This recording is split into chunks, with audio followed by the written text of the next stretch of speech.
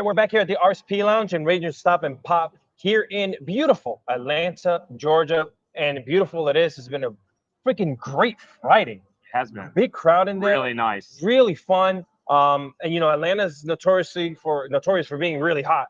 And it's actually really nice out. The con itself is perfect inside. I'm sure you're nice and cool in. I'm very comfortable. And you have all the fans coming in to say hello. Ladies and gentlemen, I'm just like randomly talking to him. Let me introduce the man. Right here with me is Campbell Cooley, and I'm going to tell you a little bit about him before we get into some Q&A. All right. I hope I do you right by what I'm about to read. I'm sure it'll be great. Okay, so Mr. Campbell Cooley here is a versatile actor and voice artist renowned for his extensive work in the entertainment industry.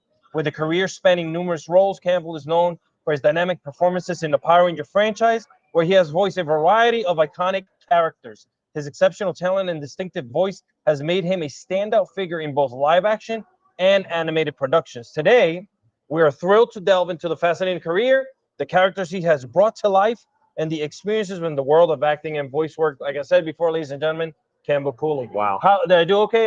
Well, that was amazing. I can't live up to that. Okay, I'm just saying. I mean, like, I've seen you on screen. Thank you. You, my friend, have it going on. Like you've done so many crazy, cool roles. Oh, thank you. I mean, and I got a lot of little tidbits in here too that I'm going to share with everyone. But the first thing I want to get into is you portrayed both heroes and villains in Power Rangers. Which side do you secretly root for? Oh man. Because there has to be a little bit of you know. Oh man, that's such an unfair question. Obviously because I have done more villains. Sure. There's a part of me that wants to lean toward the villains, but I really like playing the heroes. I haven't played many, but I really like playing the heroes. You have certainly played villains. You've played really good villains. The last one in was it Dino Fury, right? Dino Fury. You were killing it. You also played yourself, like you were on screen, which is that's a plus. That was fun. You know, you don't have to be just a voice. How do you feel about that, by the way? You were part of those that final season of Power Rangers. Like, how does that feel to be known that you were a part of something that's been out for the last 30 years like that? You know, I'm still wrapping my head around it. You know, when the show came out, I was not the demographic. I was in my 20s, and I never would have thought that I would have gotten involved with this. And then, you know, when I did start doing stuff for it, you think, oh, it's a one-off. I'm done and dusted. And then, you know, they kept bringing me back and back and back. And then I think my standard response these days, it wasn't until so I started working on the show in 2005. Wow. And it wasn't until maybe 2017 I started to realize I was a part of something huge. Yeah. So I went back and I binge watched everything from Mighty Morphin to Dino Thunder in 3 months, and my brain was just fried. Sure. But I started to get a sense of like, wow, okay, yeah, I'm a part of something huge. And it's the full reality still hasn't hit me, but you know, I'm getting little glimpses and tastes, and I'm wow. I tell a lot of this to the Rangers and to the cast members. You're a part of history, whether you want it to be true or not. You're part of something that's going to live on forever. We'll be gone. Digital streaming's still going to be around. People are still going to get their hands on footage of you, of anyone, me here on YouTube and on Twitch. You know, it's crazy. As a voice artist, you've given life to a lot of characters. Can you share any quirky behind the mic moments that you know you've had in the recording booth? Maybe you had yourself laughing or others laughing with you. Wow, that's hard because there were just so many. I mean, Slider's funny as heck. That voice is so iconic, by the way, with Slider. And you know, that's maybe this isn't the answer I want to give you, but we'll just use that as a segue.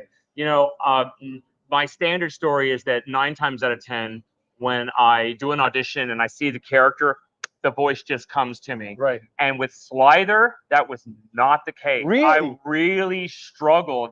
And part of I don't know if this was the whole reason why, but I didn't know anything about Rhea Soldier. So I didn't know what his character was actually like on Rhea Soldier. So I was going into that audition completely blind, and I was trying to think, oh, what can I do that's different that I haven't done before? Right. and I came up with some really wacky voices, and they were all rejected. And I was just like, oh my gosh, I've now got 4 seconds to come up with a new voice, and that was the one that got me the part. It's crazy because it's so over the top, you know, like you are an actor, like you're giving it your all. And you know, your character Slider, he was like in embedded, and he was getting, you know, beat up by his own people within the show. And it's just crazy that even when they came back for the second season, you were there again Right. with Mucus. And I'm like, oh my God, it's him. He's on the Right, yeah. ice cream stand. That's you. Yeah. You know, how was that for you? Like to be outside of the voice booth, outside of the out of the suit, basically, even though you probably didn't wear it. To be there in front of the camera, portraying this character, you know. Again, you know, it's like, I think there's a lot of people that automatically assume that, like, you know, because I was doing the voice of Slider, that I was automatically going to play Sure. one of the human forms. Right. And that's just not the case. So they threw it at you? So what happened was, so in Dino Fury, he was playing lots of different characters, like he was transforming. And I think that the writers thought, wouldn't it be cool if he played one of the incarnations? But I still had to audition for it. No way. I actually had to audition for yourself. I had to audition for myself. Now, in fairness, I do feel like I had a little bit of an edge or an advantage because I understood the character. Yes. But then even then, it was just like, it was the Mr. Wiz character. So it wasn't like, it wasn't his final form. And I thought, oh, that's all that's going to be. Yeah. And then when I found out that he and Mucus kind of escape at the end of the series and they go off and start a circus, I was like, oh, that's actually kind of cool. Yeah, well, yes, it was a circus. I'm calling it an ice cream. In my head, it's an ice cream. Oh, it's okay. I don't even know why, but yes. Are you big into sci-fi? I love sci-fi. So you are. See, ladies and gentlemen, this is what a journalist does. They look into stuff. They find stuff.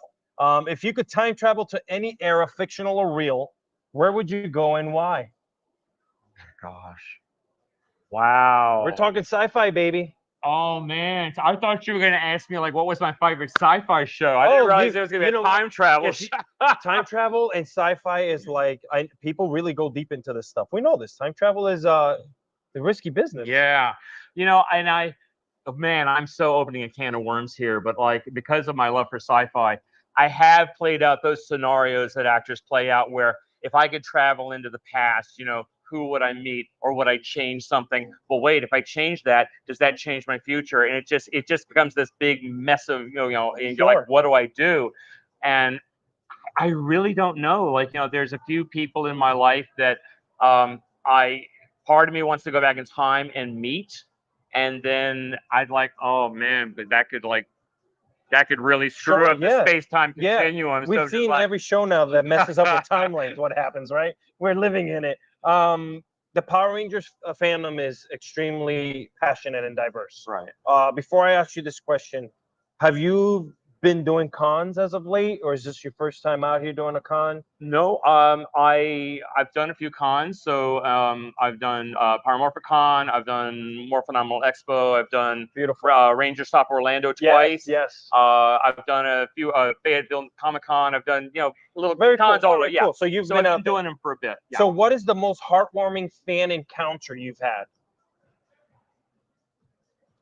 That's really hard. There have been a few. Oh man. So there's a certain fan who, so remember in my first Ranger stop, they got hit with the hurricane. Yes. And they lost about half the attendance because of that. So it made the weekend a lot more intimate. People had more time to talk with you and everything. And there was one particular fan who came up and just shared her life story and just, and what Power Rangers meant and everything. And I was really, really touched by that. And then she came back for like the following Orlando, and it was just like, oh, I was so glad to see her. Yeah. And then, well, she's here for this one as well. And she's flown in, I think, all the way from Ohio. Wow. So see, that's cool, man. Like, I think about it now, I'm 40 years old, and I've watched, I was, getting into the late 90s, into my teenage years, but I was still a fan.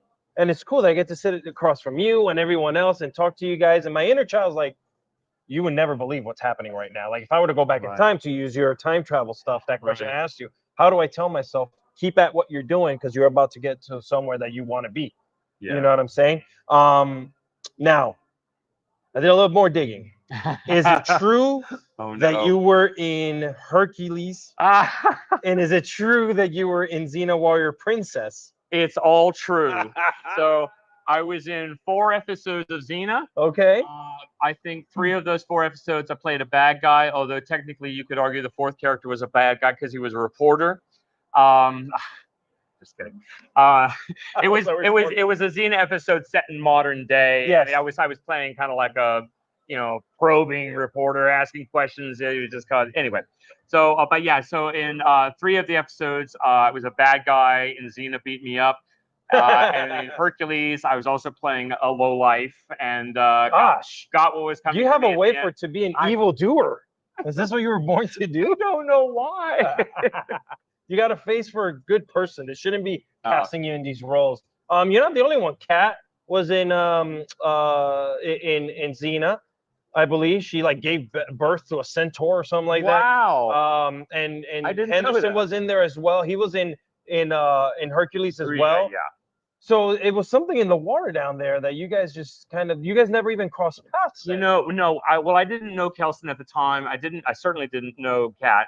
And the crazy thing about that experience with Xena and Hercules is that because it was filmed in New Zealand, and I was living in New Zealand at the time, we were so far removed from Western society. We had no idea we were working on the most popular show in the world. Yes, you were. To us, it was just work. We had bills to pay. We go in, we do it, and it's like we move on to the next project.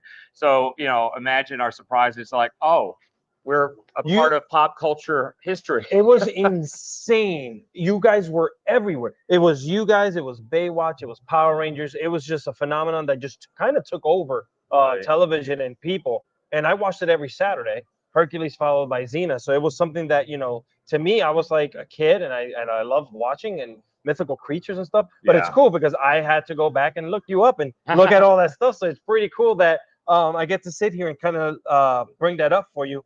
Lastly, spill the beans for us. What's your favorite Ranger color?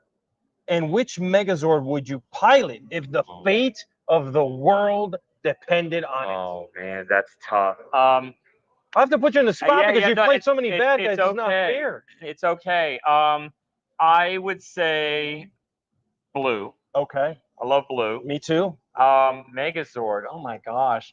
I can't remember what it was called, but I think I would have to pilot that Megazord. It was kind of an evil Megazord that Scrozzle built in Beast Morphers, and he fights the robot. Yes. The buddy robot. Looked incredible. It looked incredible. Yeah. Oh my God. Yeah, I can't believe. I think it shot flames and everything. Yeah. I can't believe you brought that one up. I forgot all about that. I kind of locked that one in the back of my brain because Beast Morphers was through the pandemic, so it's just like it kind of just like sunk in there, and then everything else came in. Mr. Campbell, I want to thank you for joining me here. This was extraordinary for me to kind of sit here with you. I watched the show with my kids, and just they know everyone, so this is kind of cool to kind of show them that I was sitting with Slider, and then they're gonna believe me because obviously I'm gonna have to show them your human form in the show. Okay, so we'll get that. We're gonna get this squared out. He's not really evil, everyone. He's not. And in case you're doubting that I'm actually Slither, gold star for you. There it is. That's amazing. It's like on a dime. You don't miss. Before I let you go, do you have anything that you have in the works? Are you doing anything fun? Not right now. I mean, I've done some. I did some anime a few months ago for Sasaki and Peeps. And played a bad guy, and then did some video game work. Just some voice acting is taking on. I mean, you've probably seen X-Men '97. They're getting massive awards for all their work in the voice acting. I mean, there's a space there for people like yourself to continue like booming. You should do it.